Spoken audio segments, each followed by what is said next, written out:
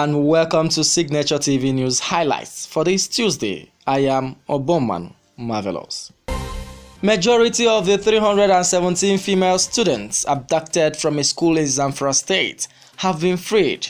The schoolgirls were kidnapped from the government girls' secondary school, Jangebe, in Talata, Mafara local government area of Zamfara State last Friday. Yusuf Idris, the media aide to Governor Bello Matawalle of Zamfara State, confirmed the release of the girls on Tuesday morning.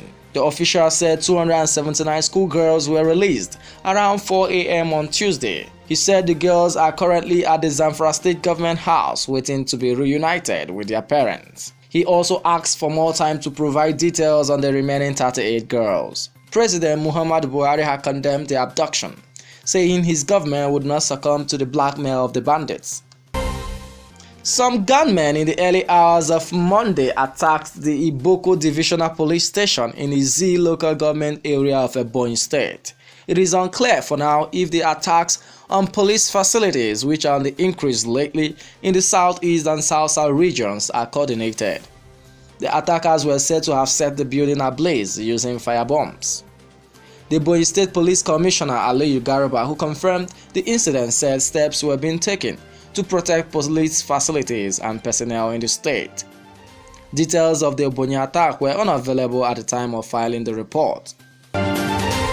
Despite the pronouncement last week by the Kwara State government directing all public schools in the state to henceforth allow female students to use the hijab, schools with Christian heritage seems not to be in agreement with such directive. The government had announced the decision on Thursday to end the conflict between the two major religious communities in the state. The conflict is over the use of the hijab by female Muslim students attending schools taken over long ago from their Christian founders by the government. The government had temporarily shut 10 ground-aided secondary schools in Ilorin, the state capital, after Muslim female students insisted on using the head covering in the schools. The schools are C&S College, St. Anthony College, Ekwa School, Surulere Baptist Secondary School, Bishop Smith Secondary School, CAC Secondary School, St. Barnabas Secondary School, St. John School, St. William Secondary School, and St. James Secondary School. The development took the controversy outside the schools, while Muslim leaders insisted students should be allowed to use the head covering in accordance with the constitution. Their Christian counterparts demanded respect for the background of the schools that were established by churches or Christian missionaries. The Kwara State government directed the Ministry of Education and Human Capital Development to come up with a uniform hijab for all public schools, which will be an accepted mode of head covering in schools. President Muhammadu Buhari and Vice President Yemi Osinbajo will pick dates on which they will be vaccinated publicly with the first batch of Oxford AstraZeneca COVID-19 vaccine, which is about 4 million doses expected to arrive in Nigeria on Tuesday. The Executive Director of the National Primary Healthcare Development Agency, Fasai Shoaibu, disclosed this at the Presidential Task Force on COVID-19 briefing on Monday in Abuja. Shoaib said that the Secretary to the Government of the Federation and Chairman of the Presidential Task Force on COVID-19, Boss Mustafa, would liaise with other key strategic persons to fix the date for the public vaccination aimed at protecting Nigerians against the COVID-19 pandemic.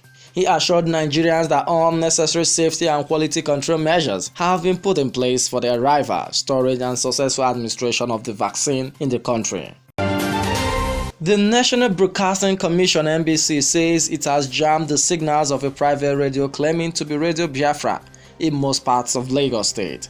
Ekanem Anita, the Deputy Director of Public Affairs of Nigerian Broadcasting Corporation, made the disclosure in a statement by the management of the commission on Monday in Abuja. Anita said the illegal radio, which broadcasts incendiary messages, was notorious for spewing fake, inflammatory, and inciting content. According to him, the commission therefore warns the public that anybody who attempts to operate broadcasting in Nigeria without legal authorization of the NBC will be prosecuted and the equipment confiscated according to the law. He further stated that the state security services and the Nigerian police had been requested to bring the culprits behind the illegality to book.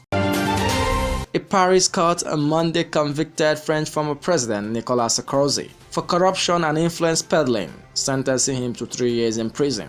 President from 2007 to 2012, Sarkozy, 66, was convicted of trying to bribe a magistrate in exchange for information about a legal case in which he was implicated. 2 of the 3 years in suspended sentence, meaning he will not serve the term if he does not commit any new offense in the next 5 years. He was sentenced over some wiretapped phone conversations that took place in February 2014, which himself and his longtime friend Thierry Herzog had with magistrate Gilbert Azibat, retired. Prosecutors believe they promised Azibat a job in Monaco in exchange for leaking information about any legal case involving Sarkozy. He is expected to face the Paris court again later this month over alleged suspicious spending of $50.7 million during his 2012 presidential campaign, which he lost to socialist rival Francois Hollande. And that's the Signature TV News highlights. For more details, please visit www.signaturetv.org. And please don't forget to join us later this evening for Signature 30 Minutes. On behalf of my producer, Obi Chibweze, I am Obon Manoma Velos. Thank you.